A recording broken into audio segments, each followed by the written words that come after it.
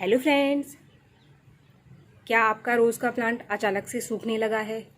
आपका पूरा पौधा सूख गया है और उसमें कोई भी फ्लावरिंग नहीं हो रही है।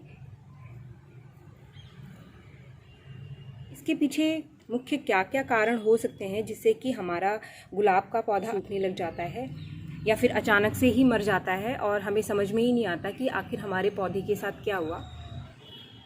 तो आज का जो मेरा वीडियो है वो इसी टॉपिक पर है कि इसका प्लांट क्यों सूखने लग गया है। आखिर ऐसा क्या हुआ हमारे रोज़ के प्लांट के साथ कि ये सूखने लगा है और ये अचानक से ही मर गया। आप देख सकते हैं फ्रेंड, ये मेरा गुलाब का पौधा ही सूखने लग गया। जब भी कोई गुलाब का पौधा सूखने लगता है या ख़राब होने लगता है तो इसके पीछे मुख्य 3 कारण हो सकते हैं। इसके मुख्य 3 वजह हैं जिसके बारे में मैं आपको बताने वाली हूँ अभी। तो पूरी जानकारी के लिए वीडियो को आप पूरा ज़रूर देखें। आपका गुलाब का पौधा अगर अचानक से सूखने लग गया है, मरने लग गया है, तो जो सबसे पहला कारण होता है वो हमारे प्लांट के सूखने का, इसका जो ड्रेनेज सिस्टम है वो ठीक ना होना। ड्रेनेज सिस्टम यानी कि जो इसके पानी निकलने का होल है नीचे, वो प्रॉपर पानी को बाहर नहीं निकाल रहा है, जिसकी वजह से रूट में नीचे पानी जो है वो रुकने लग गया है आपका। और जब बहुत लंबे टाइम तक रूट में पानी नीचे रुकने लग जाता है तो धीरे धीरे जो हमारा रूट होता है वो गलने लग जाता है, ख़राब होने लग जाता है। इसके पीछे जो हम एक मुख्य गलती करते हैं वो ये है कि हम क्या करते हैं कि जैसे ही हमारी प्लांट के ऊपर की मिट्टी सूख जाती है तो हम उसमें पानी डाल देते हैं, ये सोचकर प्लांट को पानी की ज़रूरत है, और हम नीचे इसकी ड्रेनेज को चेक नहीं करते हैं। तो आपको देखना है कि जब भी आप अपने पॉट को पानी से भर देते हैं तो ये पानी नीचे से निकल कर आता है या नहीं। अगर आप जो भी पानी पॉट में डालते हैं तो नीचे से निकलकर वो बाहर आ जाता है, इसका मतलब आपके पॉट की जो ड्रेनेज है वो बढ़िया है। लेकिन अगर पानी नीचे से निकलकर नहीं आ रहा है तो इसका मतलब वो आपके पॉट में रुक रहा है और ये आगे जाकर आपके प्लांट को ख़राब कर सकता है। तो सबसे पहला कारण तो यही है, हमारे पॉट के ड्रेनेज का ठीक ना होना। जब भी हम प्लांट को रिपोर्ट करते हैं तो हम एक नीचे छेद बना देते हैं पॉट में, ये सोचकर कि अभी हमारा प्लांट का जो है वो ड्रेनेज ठीक हो गया है। पर फ्रेंड्स, क्या होता है कि धीरे धीरे जो मिट्टी है वो नीचे बेस में जम जाती है और जो इसका छेद है नीचे का, इसको वो बंद कर देती है, जिससे पानी निकलना बाद में बंद हो जाता है। तो इस समस्या को ठीक करने के लिए पहले तो आपको अपने पॉट की ड्रेनेज जो है वो टाइम टाइम पर चेक करते रहना पड़ेगा कि पानी पॉट से बाहर निकलता है या नहीं।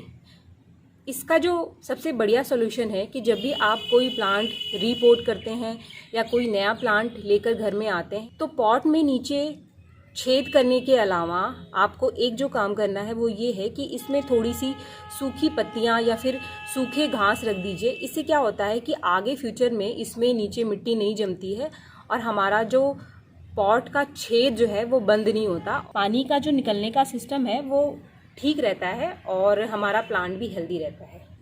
अगर हमारे पॉट का ड्रेनेज सिस्टम बढ़िया नहीं है तो पानी जो है वो पॉट में बहुत देर तक नीचे जड़ों में रुकेगा और हमारे रोज़ प्लांट की जड़ को ख़राब कर देगा, जिससे कि हमारा पौधा सडनली जो है उग जाएगा और आपको पता भी नहीं चलेगा। तो सबसे पहला कारण तो ये रहा, ड्रेनेज सिस्टम का ठीक ना होना। और जो इसका इलाज है वो ये है कि आपको रेगुलरली इसके ड्रेनेज को चेक करना है अगर आपको लगता है कि आपका प्लांट जो है वो ठीक स्थिति में नहीं है। तो दूसरा जो मुख्य कारण है वो ये है कि हमारे प्लांट की जो रूट है इसमें किसी फंगस का लग जाना। जब भी कोई फंगस हमारे प्लांट की रूट में लग जाता है तो हमारे जो प्लांट की जड़ है वो धीरे धीरे गलने लगती है और हमारा जो प्लांट है वो सूखने लगता है और सडनली जो है वो एक दिन पूरी तरीके से ख़राब हो जाता है।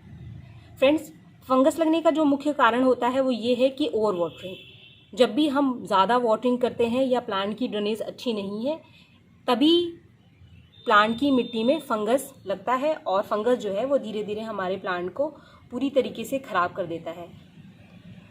तो जब भी आपको लगता है कि हमारा प्लांट जो है अचानक ख़राब होने लग गया है और आपको लगता है कि ये कोई फंगस हमारे प्लांट में लग गया है, तो फंगस अटैक को ठीक करने के लिए आपको क्या करना है, सबसे पहले तो इसकी वाटरिंग को बंद कर देनी है बिल्कुल भी।